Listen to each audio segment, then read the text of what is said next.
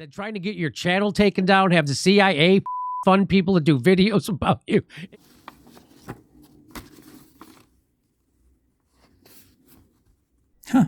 Guess it's time to make that video about Jimmy Dore. The Jimmy Dore Show is a YouTube channel commenting on the news of the day that brands itself as a populist left-wing channel.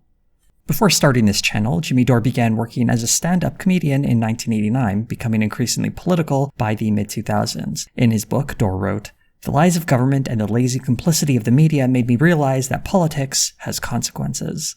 In 2009, he launched The Jimmy Dore Show, which was part of the Young Turks network, and over time he would become a fairly big presence here on YouTube. He spent 10 years with the company before taking his channel solo in 2019. Throughout those 10 years, his tone began to shift, becoming far more strident and less forgiving for the Democratic Party. For instance, here's a sample of his stand-up from 2012. My brother hates Barack Obama, calls him an elitist. It's like, that guy's an elitist. He's an elitist, and he is. He's the worst kind. He tried to hide it, first by being born black, sneaky. By 2016, he was sounding more like this. There was no way to vote against Goldman Sachs. There was no way to vote against more war. There was no way to vote against Big Pharma or those cracking heads in North Dakota. There was no way to do that, Barack. That's why half the country stayed home, you corporate sellout. Understandably, anyone watching the Obama presidency didn't see that promised hope show up, and Dore spoke to a lot of the anger and resentment that created. This is the persona he built around himself, focusing less on the dangers of the right and more on critiquing the left from the left. But now let's look at some of Jimmy Dore's modern commentary. Here's a video from January 6th, 2022 titled, "Patton Oswalt Forced to Apologize for Chappelle Photo." And I promise you, you have no idea where this is going to end up. Dave Chappelle, who, by the way, has probably the most popular comedy special of the year on Netflix, which Barack Obama sits on the board of. So shouldn't Barack Obama have to apologize for greenlighting or being on the same platform as Dave Chappelle? How come Barack Obama gets off on this one? These three clips encapsulate the journey of Jimmy Dore, from defender of Obama from right-wing smears, to aggressive critic of his policies from the left, to finding any excuse to throw him under the bus. And for the sake of the facts, Barack Obama is not and has never been on the board at Netflix. He did sign a deal with them in 2018 to produce new content, but that's about the extent of his relationship with them. He might have gotten Obama confused with Susan Rice, who was Obama's ambassador to the UN. She joined the board at Netflix in 2018, but she left in 2020 to join the Biden administration. Her departure was nearly a year before that Dave Chappelle special aired. The Jimmy Dore Show has become criticized lately for pushing content that increases vaccine hesitancy. It's well described by writer Alaric Diarmid, presenting simplistic libertarian arguments that produce vaccination purely to a matter of personal choice, as if other people have no stake in the matter. While that fits Dore's vaccine-related content pretty well, it doesn't describe everything he does. And a wider look at the videos of the Jimmy Dore Show channel will reveal something more meaningful: how rage against left-wing establishment needs to be informed by a genuine effort to understand the world, lest it be co-opted by the right. And to be clear with this from the top, this video isn't going to be a takedown of Dore's content, or at least not just that. Rather, I hope he'll serve as an object lesson of what it looks like when left-wing critique goes bad. This video will largely be informed by watching the content published on the Jimmy Dore Show channel from late December of 2021 through the first 2 weeks of January 2022. The bulk of the content on the Jimmy Dore Show channel is focused on the COVID-19 pandemic. I should mention, right off the top, that Jimmy Dore considers his channel to be pro-vaccine. He says as much himself. And we tell people to get vaxxed here, but we have lots of critiques of all the bullshit propaganda and lies surrounding the COVID policy from the government. And any YouTuber who calls me an anti-vax is a nutless wonder who doesn't have one critique of the oligarchy or establishment over COVID policy. And none of them will, and isn't it funny how none of them will wants to debate a fact I said? Not one, nobody. To hear Jimmy Dore tell it, he is the one brave man standing up against the pharmaceutical corporations, and everyone else on YouTube is too terrified to stand up to the establishment. And he's the one with the facts on his side. It should be easy enough to check just how well he represents the facts. For example, let's look at this video right here titled, "Twitter Silences Dr. Robert Malone Ahead of Joe Rogan Experience" from January 5th, 2022. In this video, Dore has taken exception to a fact check by the AP of Dr. Robert Malone. Malone, for those unfamiliar, is a virologist who helped develop mRNA vaccines who has had many controversial statements decrying their efficacy. He's appeared on a number of right-wing outlets, spreading a lot of information that typically gets labeled as creating vaccine hesitancy. In this particular instance, the AP is fact-checking a response Malone had for Dr. Fauci. But I think people should not lose sight of the message that there's no doubt that if you want to be optimally protected, you should get your booster. He's guarding himself. He says optimally protected. What he's not saying is fully protected. Omicron blows right through the vaccines and through the triple jabbed. Omicron is very, very infectious, and the data are already in. Both the double and triple vaccination is not protecting you from Omicron. The AP's fact check argued that Dr. Malone is misleading. Dore describes it like this. Not that his fact was incorrect or that's not what this says. That's not what that says. That says that his statement was missing context. And you can say that about any statement. You can say that about any statement. While it's certainly true that you can add more information to any statement, there's something to be said for context that would effectively change the meaning of the original statement. For example, if I said someone was drugged, dragged into a room, and some guy cut him open, it would sound a lot less scary if I added in that this guy was in a hospital and was getting his appendix removed. The first thing is a gruesome crime, and the second is a routine operation.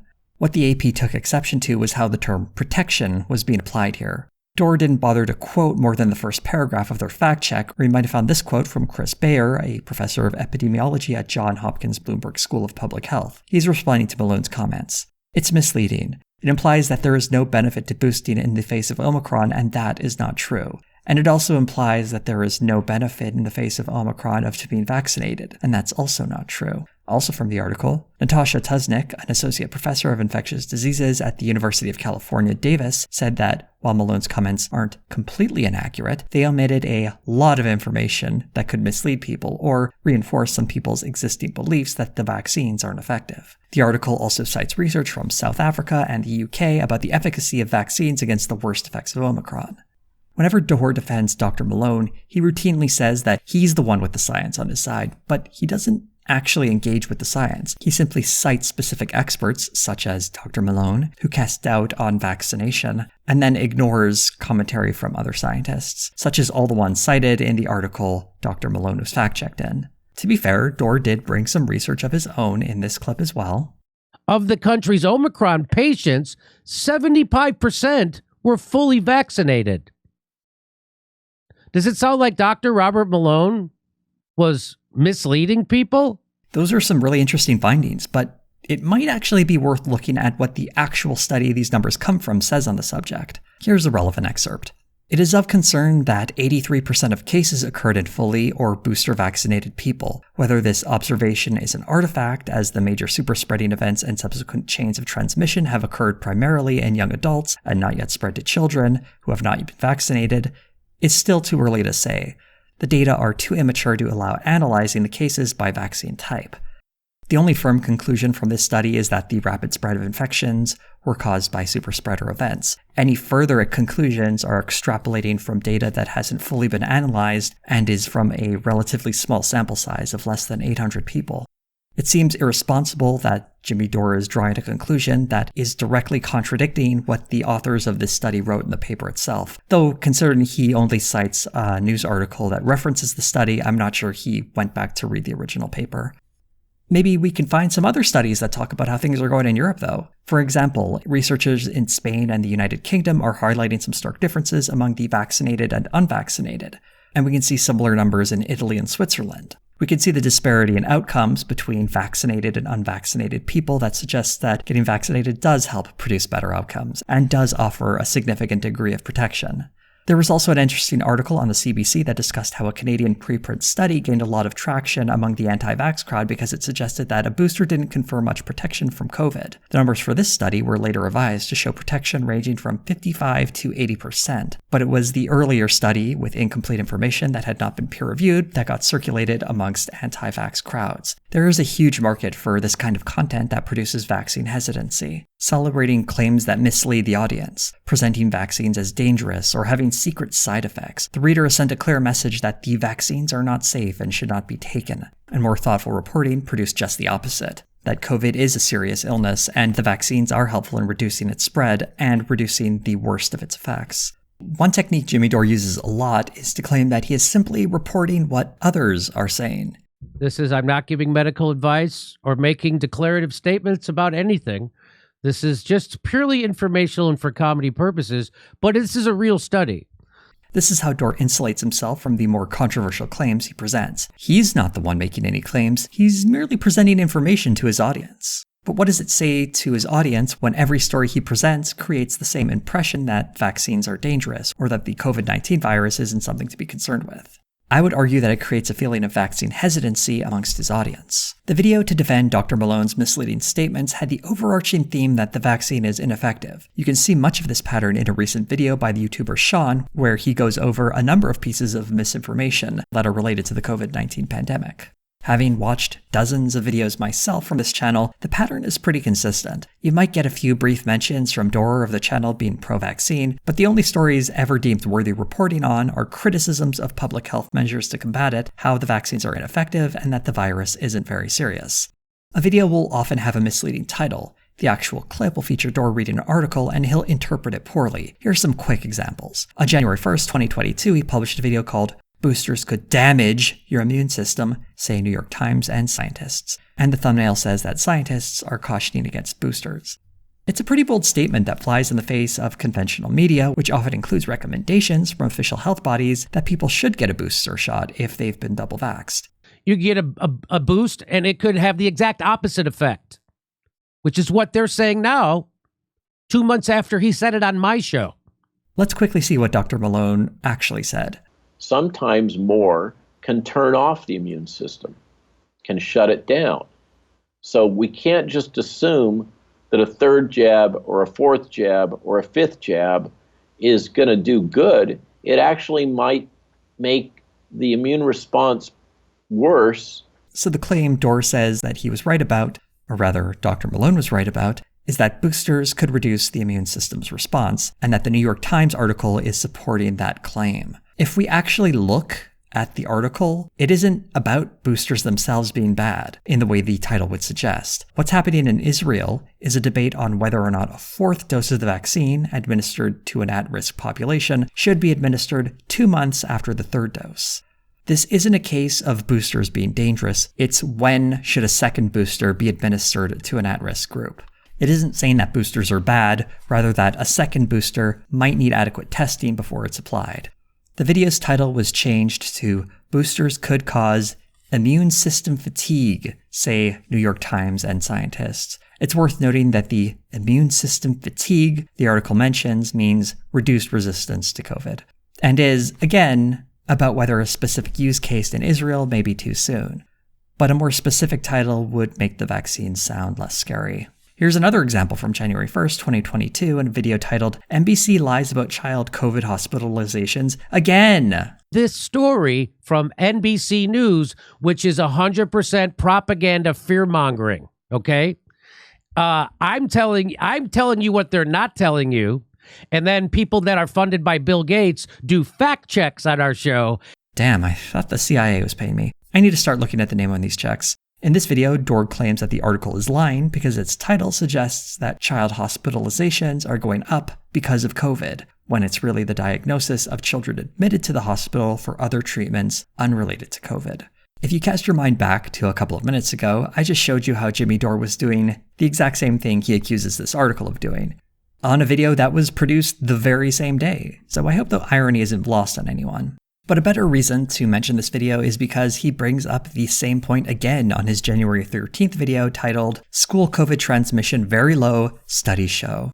In this video, he cites research from the CDC that says transmission at schools are not primarily where people are getting infected. Students are not the primary sources of exposure to SARS-CoV-2 among adults in school setting. So the teachers aren't getting it from the kids. That's what that says. This article, it's worth noting, was published on December 15th, 2021. If we look back to the January 1st video, he was talking about hospitalization data starting on the week of December 19th.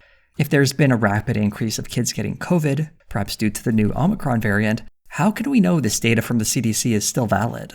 This is another thing we see constantly in his videos. He'll often cite research or information that's weeks or months old that agrees with the position he currently holds. Instead of trying to figure out what the new data might be, he'll hold on to these old pieces of information to validate an opinion he's just decided is true. It's not really evidence-based thinking. It's pushing a narrative and then finding the evidence to support it later. In this very video, Jimmy goes back to the same 3 articles mentioned in the January 1st video. He even dusts off an article from 2020. All of this information may be subject to change considering that the pandemic is an evolving situation with new variants emerging. How can he possibly know that it's still valid in the present day? What's really funny about this clip is when his host, Kurt Metzger, tries to ask a simple question, things go south pretty quick. So, I mean, is that probably what it is their worry about Omicron? Whether, obviously Omicron is less Yes, severe, people are worried that kids are going to get COVID, and I just showed you the risk they have from COVID. But is Omicron a higher risk than when this study was Omicron, taken? A higher risk in what way, Kurt? Just of contagion, not obviously. So yes, Kurt, they are at a higher risk of contracting the Omicron cold. It's funny to me that Dore spent 5 minutes going on and on about how the science says kids and adults won't be catching COVID at school based on his interpretation of the science, to then immediately pivot to say they'll all be infected, but it's just going to be a cold, and then repeats what he was saying earlier as if his concession never even happened. And a lot of people are saying this is the end of the pandemic because it signifies that the virus has mutated to become more contagious, less deadly. And so this is from July 2020. Nordic studies suggest open schools don't spread virus much. The argument here is kids won't catch COVID at schools, but if they do, they'll catch Omicron, which isn't as dangerous, but also they won't catch it. In the same video, he talks about a study in Sweden that showed how transmission of COVID was very low in schools. And while he's reading the article, he blows past a part that seemed to me pretty crucial. Some countries have had dangerous outcomes when reopening schools, albeit for older children. In Israel, bringing students back to the classroom accelerated the spread of COVID-19 among middle and high school students. So it turns out schools aren't a magical place where COVID simply isn't transmitted. There are other variables that are at play here that could make them hotspots for transmission or could reduce the likelihood of transmission. So what other factors might be at play? Maybe we can find out if Jimmy Dore just keeps reading this article. The situation in Israel is very different with a worse outbreak in society, but also bigger classes in schools and smaller rooms, as well as larger families. And you better believe he doesn't address any of this. But just for fun, why don't we look at the average class sizes in Sweden, Israel, and the United States? According to a 2013 report from the Organization for Economic Cooperation and Development, the average class size in Sweden was 21.4. The average class size in Israel was 27.6, and the average in the United States was 27. When it comes to class size, the United States is a bit more similar to Israel, where there was massive spread in schools. But even that is an incomplete picture. It would be worth examining things like the average physical size of classrooms and the average size of a family, as mentioned in the article. And there may be other variables at play here too.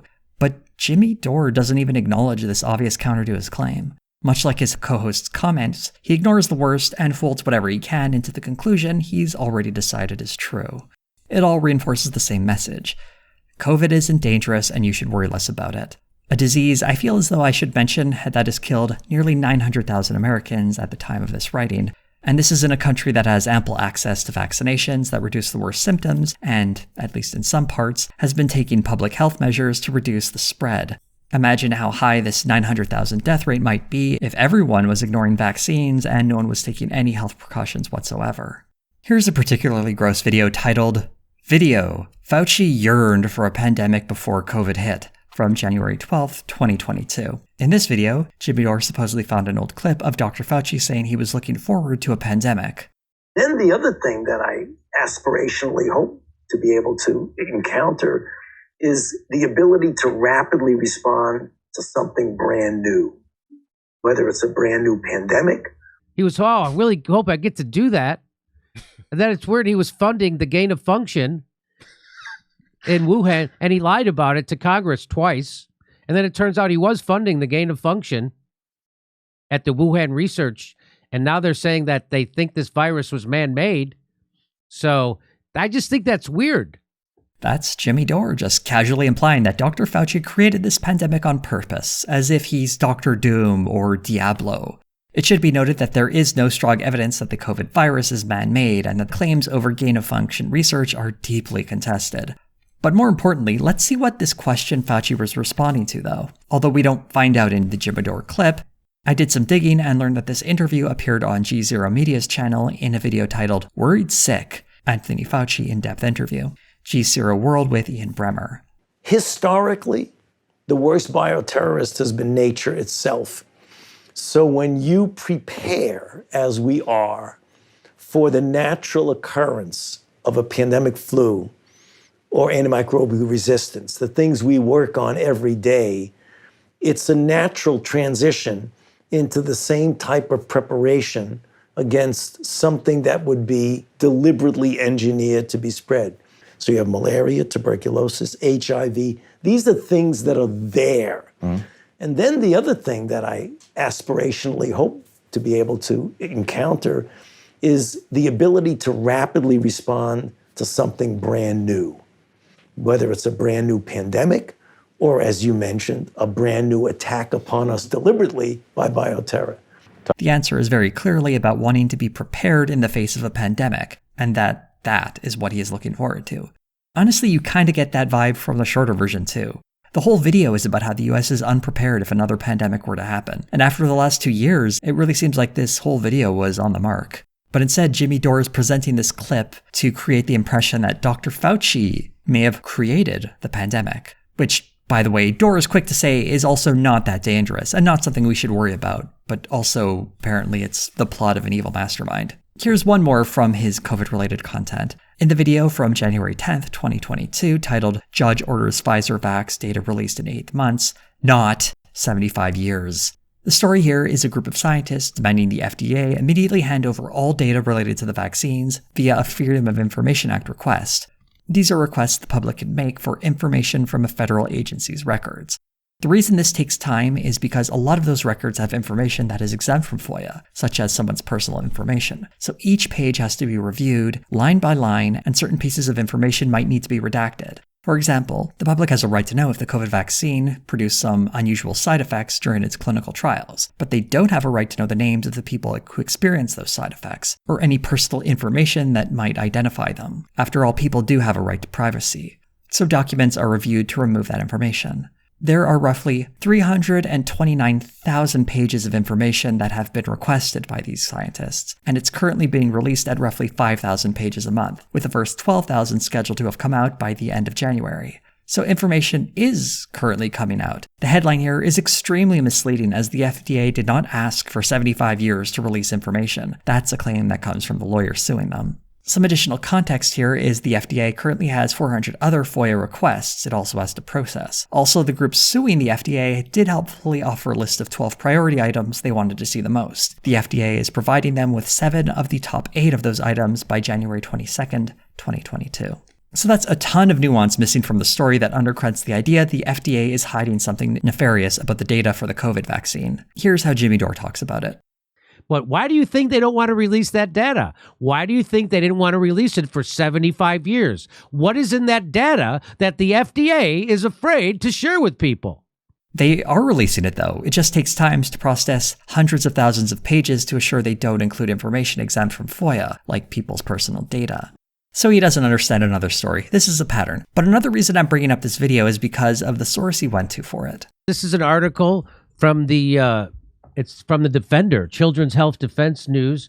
What the heck is Children's Health Defense? Maybe I'll spend about 30 seconds to research who they are. The first sentence on Wikipedia reads, Children's Health Defense is an American activist group mainly known for its anti-vaccine activities and has been identified as one of the main sources of misinformation on vaccines.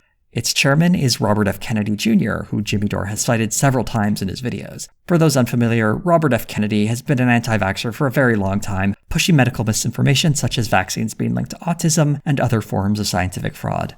A brief look at the Children's Health Defense website will find them railing against the dangers of 5G towers and other esoteric anti-science nonsense. I do like how Jimmy Dore ends this video, though. So again, no other lefty on YouTube has a concern about that. I haven't seen anybody do a video about it. What, does anybody give a shit? Or are they all a bunch of nutless wonders? You know, I am terrified of making a video where I cite an anti-vax website about a bogus non-story Jimmy Dore does this a lot, smack talk other YouTubers for not being as left-wing as him. He has a pretty high opinion of himself as a brave truth teller and the sort of attention that might attract. A little earlier in this video I mentioned being paid by the CIA. If you don't know where that clip I started my video with came from, you might be wondering what I've been talking about. Let's go to a video from December 28th, 2021 titled Leftist YouTubers Co-opted to Counter COVID Restriction Critics, although I prefer its original title of Leftist YouTubers Paid to Spread Pro-War Propaganda. It really captures the absurdity of what this one is about. The short version is that, according to a leaked document created by Valiant Projects, there was an initiative funded by the Royal Institute in the UK to push back against anti-vax content. This project included Abigail Thorne of the Philosophy Tube channel, and according to the document, Thorne would team with the group to produce a video combating anti-vax information. The article on Grey Zone goes a little further, claiming that this project is evidence of left-wing YouTubers coordinating with government intelligence agencies. You might be wondering how, and that's a good question. The Royal Institute is an organization dedicated to scientific education, but since it's taken money from Prince Charles and the British government, it is apparently now a tool for the British government's propaganda, and Valiant Projects is connected to British intelligence through a very convoluted series of links that is thoroughly unconvincing. None of that is terribly important though, because the story is missing a key factor: the complete absence of a video. This article cites one video from the Philosophy Tube channel titled Ignorance and Censorship that isn't about anti-vax propaganda at all. It seems strange that apparently what has been uncovered is a secret collaborative effort to get left-wing YouTubers to create pro-government propaganda when no one can actually point to the propaganda. And if this Philosophy Tube video is propaganda, the article never really explains how, it just casually mentions it. Also, the leaked documents make mention of how they would be doing loads of research to analyze anti-vax misinformation. This video clearly wasn't informed by any of that research. Maybe we will get an anti-vax video from Abigail Thorne one day, but considering these documents are from February of 2021, I suspect this project may have stalled. But really, all of this discussion is preamble. The Jimmy Dore video pivots away from this to instead get back to that aforementioned video from YouTuber Sean, which quite pointedly revealed mistakes in Jimmy Dore's coverage of the COVID-19 pandemic. These people were pushing a dirty war in Syria, and now they're trying to undermine people like me. If I were a propagandist for the UK or US government, and I was told that I would no longer be fomenting regime change in Syria, and now would instead be debunking YouTube videos, I'd probably be wondering who I pissed off to have my career flushed down the toilet like that. What I really appreciate is how this video establishes that not only is the UK funding YouTube takedown videos, it's happening in the US too. Here's the evidence the video provides. Max, now, you wrote this article. What would you, first of all, do you have reason to believe this is not only happening in the UK, but it's happening here? Definitely happening here. And the UK is often kind of a testing ground for these kind of information warfare operations.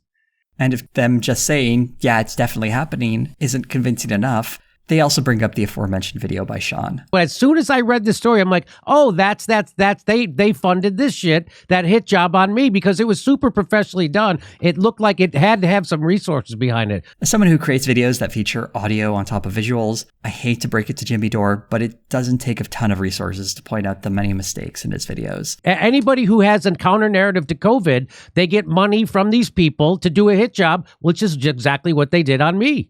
When Jimmy Dore was first called out for getting the facts wrong in one of his videos, he kind of took responsibility for it by firing the producer who screwed up. But now, a few weeks later, he's claiming that it was all a CIA plot to take him down. It's like, why would I do this? There's a lot easier ways to make money than trying to get your channel taken down, have the CIA fund people to do videos about you. Although the conspiracy theory that the CIA is funding left-wing YouTubers is a fun one, this video is actually not the most detached from reality that I saw. I want to highlight another truly bizarre video, this time from December 28th, 2021, titled Video, Bill Gates Laughs at Punishing the Unvaccinated. I'll let Jimmy Dore set this one up. Watch this. Here we go. Obviously, corporations increasingly are saying you have to be vaccinated in order to work at a corporation. Is that something you support? And do you think the federal government or state governments, or at the very least federal government, should mandate if you want to get on an airplane, you have to be vaccinated? If you want to get Social Security, you need to be vaccinated. If you want to get whatever benefits. He's tickled pink over the idea. Over the next 6 minutes, Jimmy Dore and his co-host go over this laugh like it's the Zapruder film. A more charitable reading of this moment might be that Bill Gates is simply laughing at the absurd question Anderson Cooper is putting out there. Dore waves that aside to talk about how Bill Gates is somehow going to take away people's social security. He's giggling about taking away people's social security, their right to travel, and their right to employment. That's what the thing that makes him crack up is taking out social security money away. Eventually they play Bill Gates' answer, which is far less nefarious, but it's immaterial to the commentary. The fact that he giggled is literally the only thing this video is about. Is he laughing because it's ridiculous to suggest that? And the answer is no? No, maybe? no, he's laughing because that makes him happy. This video is probably the most bizarre one I watched during my brief foray into this channel. It's just 11 minutes about Bill Gates laughing. There's no meaningful critique, there's no additional information. I also want to mention that this interview being discussed on December 28th took place on August 4th.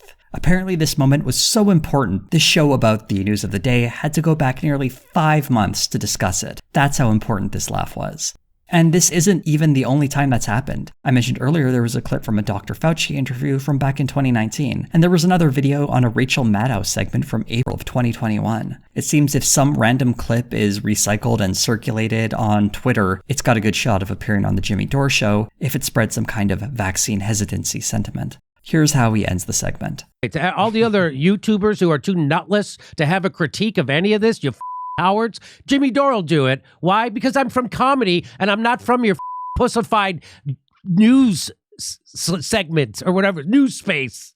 In the interest of transparency, I did skip over the part where Jimmy Dore goes on his usual rant about how people give too much credit to vaccines and are too afraid of the viruses, but that's standard in any video that touches on COVID, recycling the same boring talking points based on the poor understanding of a handful of articles.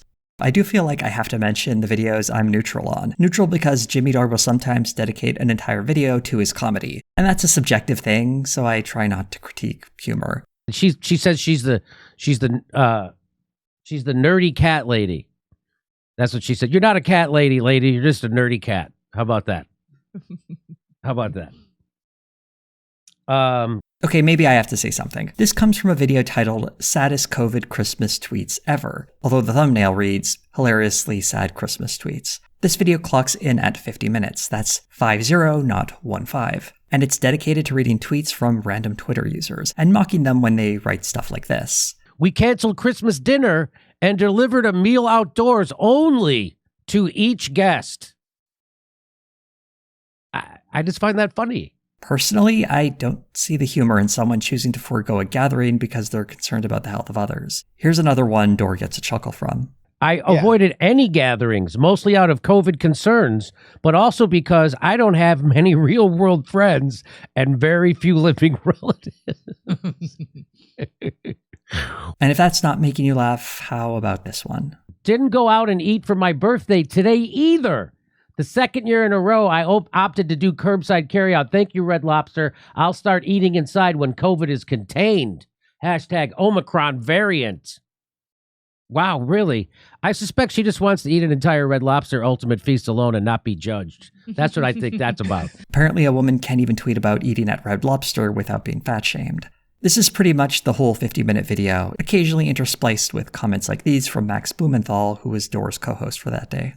It just means end the demonization, end the division, end the phony hysteria, end all of these pointless restrictions which are simply coercive. Asking for an end to demonization, then mocking those who are taking the pandemic seriously shows a stunning lack of self-awareness. When you're confronting this kind of fear, first of all, not to blame the individual. This is the fault of of corporate media. It's the fault of the Biden administration. It is the fault of this kind of biomedical regime. If these people are victims, it seems particularly cruel to mock them for being fat or cowardly. And dedicating an entire 50-minute video to mock these people seems like an exercise in cruelty. This video is filled with no real value outside of this attempt at humor. It was lazily sourced from a thread by Michael Tracy, who you may remember from his last gig of getting owned by college kids. I was on a Leftwing podcast. I was on a Leftwing. And the commentary, when it does make an appearance, is surprisingly illiterate. I was just talking to a doctor friend of mine who said the treatments we have for COVID are more cutting edge and experimental than the vaccines. People don't make sense. My personal favorite is that you're a pharma stooge from people who don't think we should be vaxxing the world. I like this. This is a lie. You have no friends. That was very funny. That was fun. I don't even understand that tweet. I'm not even being funny or trying. I agree. I'm not trying to be stupid. Yeah, like it doesn't follow logically. No. It's telling to me that 3 grown adults can't understand the grammar of this tweet. It's not written with absolute clarity, I guess, but what it seems to be responding to are criticisms against the vaccines being untested and a means for enriching Big Pharma, and how these claims are hypocritical coming from anyone recommending treatments that are often subject to fewer tests and are more expensive, therefore making Big Pharma even more money. That was my assumption anyway. It gets clear when you pull up the tweet it was responding to from David Sirotto that shows that's exactly what the context was. It also seems strange to pull up that tweet when you don't really understand what's being discussed. I assume they planned this show in advance and they had looked at these tweets before they brought them on the screen. Maybe they should have stuck to tweets they had actually understood.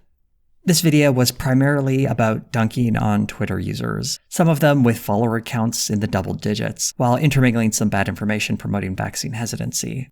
Not all the comedy videos are this bad. Some are just boring conversations between Dore and someone pretending to be Andrew Cuomo or some other person, which are fine, I guess, if that's the sort of thing you're into. I want to talk about one last video. This one is titled, Video, FBI Won't Say If Agents Were Involved in January 6th. The only way this video can be described is a poor man's Tucker Carlson segment. While watching Carlson's Patriot Purge, link down below if you want to check out that video, I got a crash course in the burgeoning conspiracy theory that the FBI orchestrated the January 6th riot. A conspiracy theory that has shown itself to resonate with some voters on the right. As an example of the power of that conspiracy theory and how it resonates with people, let's cast our minds back to when Senator Ted Cruz dared to call those who attacked the Capitol on January 6th terrorists. We are approaching a solemn anniversary this week, and it is an anniversary of a violent terrorist attack on the Capitol. This offense was so great that Cruz later appeared on Tucker Carlson's show to embarrassingly apologize for his choice of words. The way I phrased things yesterday, it was sloppy and it was frankly dumb. And I don't buy that. Whoa. I don't buy that. Look, I've known you a long time, since before you went to the Senate. While it's fun to watch Ted Cruz grovel, the real lesson learned was revealed a few days later when on January 11th, we saw Ted Cruz question Jill Sanborn, Executive Assistant Director of the FBI's National Security Branch. Did any FBI agents or confidential informants actively participate in the events of January 6th? Yes or no? Ted Cruz is asking the same questions as Tucker Carlson. So who's Ray Epps, by the way? Who is Ray Epps? I must point out that there is zero evidence that Ray Epps is an FBI agent or informant. This conspiracy theory largely seems to be based on Epps having not been charged with anything, which makes sense since there's no evidence he entered the Capitol or any direct evidence of him fomenting violence on the day of the riot. Also, if he were working for the FBI, it seems strange that they would be circulating his photo looking for more information about the guy. Seems like a dumb move. Also, this idea that Epps was some kind of crucial key figure in starting the riot is absolutely absurd. There's plenty of video evidence of other people who encouraged violence openly that day, many of whom have been identified and charged. Making it about this one guy who got shouted down the night before and pretending he works for the FBI is nonsense. And Ted Cruz pushing this conspiracy theory is political theater. And that finally brings us to Jimmy Dore. Here's how he covers this non-story. And now anybody who thinks there's something going on here is going to be painted now as by the establishment press. So I don't know what's going on here, but something's going on here. I can tell him what's going on here. Ted Cruz, in an effort to appeal to right-wing voters in his base, is asking questions he doesn't expect an answer to, so he can create the illusion that he's investigating the FBI's role in the events of January 6th. And Jimmy Dore is very usefully helping him push this performance. Instead of taking a moment to consider that Sanborn might not be able to comment on an ongoing investigation, or was perhaps blindsided by questions related to a right-wing conspiracy theory, or that it's highly unlikely she would have detailed information about every single person that was arrested or even questioned, considering thousands of people are involved here. But I might be selling Jimmy Dore short. He does address one of the criticisms of the Ray Epps as FBI informant theory. Why would they put him on that list? That's the thing so that's the kind of thing that kills this theory, I think, but they also could be just that incompetent. This response really encapsulates what's wrong with this video and so much of Jimmy Dore's coverage. It's lazy. Someone in the FBI not answering a question isn't evidence. Sitting in a studio and wondering whether the FBI is either stupid or playing mind games to throw people off the scent isn't investigating anything. What's particularly annoying is his reference to an article from Mother Jones. What they printed there is at best utter stupidity and at worst gaslighting. Oh, sure, they have a history of doing the exact thing that people think doing right now. The reason we know the FBI has done these things in the past is because we have evidence. If there was evidence, I would happily change my mind on the issue, but we have no evidence to support the idea that Ray Epps was on the FBI's payroll. He doesn't even address why this supposed FBI agent did an interview with local media a few days after January 6th, something mentioned in the Mother Jones article, by the way, or how another video of Epps from that night show him clearly being egged on by a guy who appears to be noted right-wing troll Tim Baked Alaska Gionet. I don't care if I pronounced that right. We need to go, I'll say it. All right. We need to go in to the Capitol. Let's go! There's far more evidence of Epps having connections to the Oath Keepers rather than the FBI, as seen in this photo of Epps at an Oath Keepers summit. The Oath Keepers, for those curious, are one of those right-wing militias whose members have been charged with instigating the January 6th riot. Instead, Dore closes on this. What's passing for news skepticism these days? It's not. They're running interference for a particular political point of view. That's what Politico's doing. That's what Mother Jones is doing. That's what the establishment corporate news does. What Jimmy Dore is doing is acting as a tool for far-right conspiracy theories pushed by fascist enablers, such as Tucker Carlson. And he's acting as a tool for opportunists in the Republican Party, treating their dog and pony show as some kind of crusade for the truth. To frame this commentary as some kind of fight against the powers that be, while it's on the side of the Republican Party and the biggest name in cable news, reveals just how lacking in self-awareness a video like this is. The frustrating part is, there are absolutely grounds to criticize the FBI with regard to January 6th. According to research done by the Washington Post, the FBI was well aware of warning signs of the impending riot. They instead chose to ignore them because they assumed there would be no violence. The FBI should have been well aware of the threat of violence from right-wing extremists, as it's not exactly obscure knowledge. Even outlets such as The Economist were publishing stories with data from big Washington think tanks highlighting the trend of right-wing violence. It might be worth asking questions as to what implicit biases are within the FBI with regard to confronting right-wing violence. If, after decades of being used to silence protest movements on the left and social justice movements, it finds itself incapable of dealing with the rise of fascism. It might be worth asking why certain members of the police were high-fiving and taking photos with the rioters, and we should be on guard from how this crisis might be used to increase police powers and further encroach on civil liberties. The failure of the FBI does not seem to be from a lack of resources, rather a lack of taking warning signs seriously.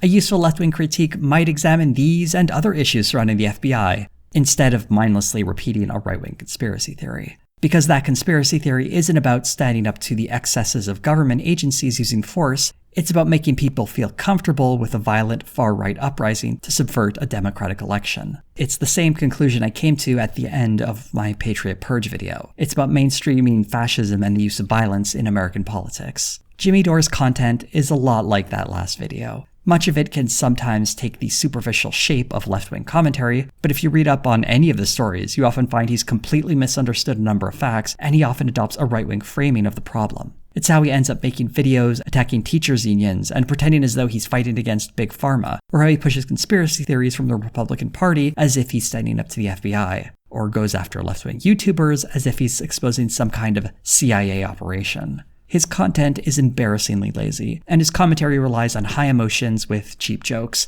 An important concept I think it's worth keeping in mind is that whenever you go about criticizing the mainstream from the left, you need to make sure you're doing it in a way that actually supports left-wing causes and ideas. When your critiques are largely detached from reality, or support right-wing talking points, you're only hurting the side you claim to be fighting for, and you're being very useful to the opposition. I assume there must be some number of Jimmy Dore viewers in my audience. If you made it to the end of the video, thanks for sticking around. I hope this critique was helpful. If you still want to enjoy and laugh at his content, or it gives you an emotional release, well, I can't stop you. I'm not the boss of who you do or don't watch. But I would at least suggest you be a bit more critical when listening to any of his arguments, because he rarely seems to have thought through or read deeply on pretty much anything he talks about. I also wanted to touch on the fact that he's always going on and on about how he's being persecuted by YouTube. We all face an uphill battle being on this platform because there are a lot of challenges to making commentary about such volatile issues. It just seems that complaining about it is a business model for some, and simply a reality for others. Those names going up the screen right now are my lovely patrons and members. If you would like to join them, you can join my Patreon below. There's a link in the description box. You get early access to these videos, of course your name in the credits, and download links to my theme song. If you would like to support this channel, you can like, comment, subscribe, and hit the bell for notifications. Thank you all for watching so much.